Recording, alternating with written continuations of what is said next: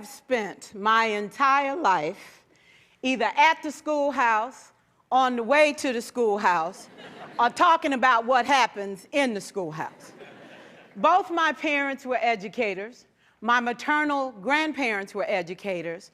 And for the past 40 years, I've done the same thing. And so needless to say, over those years, I've had a chance to look at education reform from a lot of perspectives. Some of those reforms have been good, some of them have been not so good. And we know why kids drop out. We know why kids don't learn. It's either poverty, low attendance, negative peer influences. We know why. But one of the things that we never discuss, or we rarely discuss, is the value and importance of human connection. Relationships. James Comer says that no significant learning can occur without a significant relationship. George Washington Carver says all learning is understanding relationships. Everyone in this room has been affected by a teacher or an adult. For years, I have watched people teach. I have looked at the best and I've looked at some of the worst. A colleague said to me one time, they don't pay me to like the kids. They pay me to teach a lesson. The kids should learn it. I should teach it, they should learn it, case closed. Well, I said to her, you know, kids don't learn from people they don't like.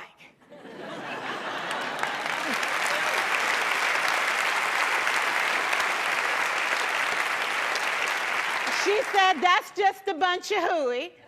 And I said to her, well, your year is gonna be long and arduous, dear.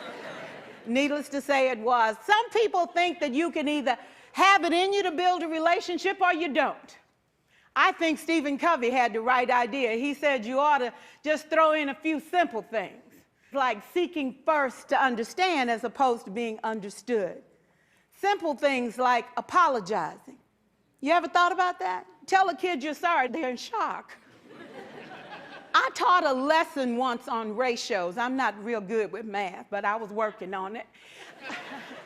And I got back and looked at that teacher edition. I taught the whole lesson wrong.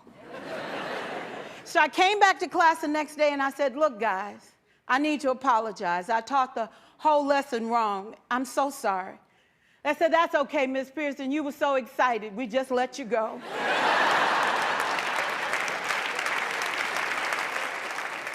I have had classes that were so low, so academically deficient that I cried. I wondered, how am I going to take this group in 9 months from where they are to where they need to be? And it was difficult. It was awfully hard. How do I raise the self-esteem of a child and his academic achievement at the same time? One year I came up with a bright idea. I told all my students, you were chosen to be in my class. Because I am the best teacher and you are the best students, they put us all together so we could show everybody else how to do it. One of the students said, really? I said, really? We have to show the other classes how to do it. So when we walk down the hall, people will notice us. So you can't make noise, you just have to strut. And I gave him a saying to say, I am somebody. I was somebody when I came. I'll be a better somebody when I leave. I am powerful and I am strong. I deserve the education that I get here. I have things to do, people to impress, and places to go. And they said, yeah. You say it long enough, it starts to be a part of you. And so,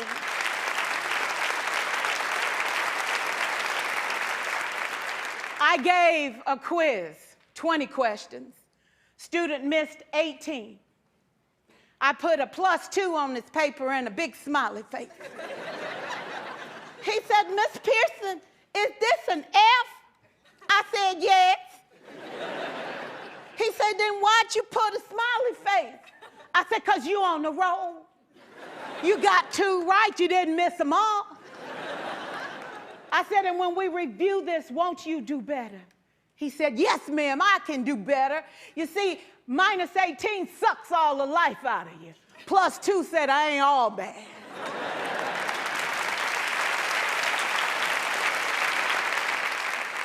4 years, I watched my mother take the time at recess to review, go on home visits in the afternoon, buy combs and brushes and peanut butter and crackers to put in her desk drawer for kids that needed to eat, and a washcloth and some soap for the kids who didn't smell so good. See, it's hard to teach kids who stink.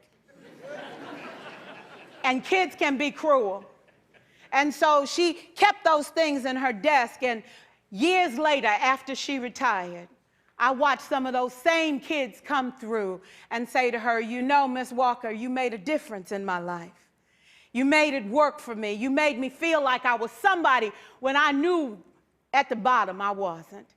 And I want you to just see what I've become. And when my mama died 2 years ago at 92, there were so many former students at her funeral. It brought tears to my eyes, not because she was gone, but because she left a legacy of relationships that could never disappear. Can we stand to have more relationships? Absolutely. Will you like all your children? Of course not. And you know your toughest kids are never absent. Never.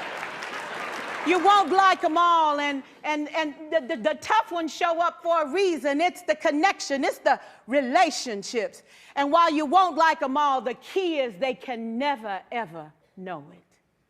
So teachers become great actors and great actresses, and we come to work when we don't feel like it, and we listen to policy that doesn't make sense, and we teach anyway. We teach anyway because that's what we do. Teaching and learning should bring joy. How powerful would our world be if we had kids who were not afraid to take risks, who were not afraid to think, and who had a champion? Every child deserves a champion, an adult who will never give up on them, who understands the power of connection and insists that they become the best that they can possibly be. Is this job tough? You betcha. Oh God, you betcha. But it is not impossible. We can do this. We're educators. We're born to make a difference. Thank you so much.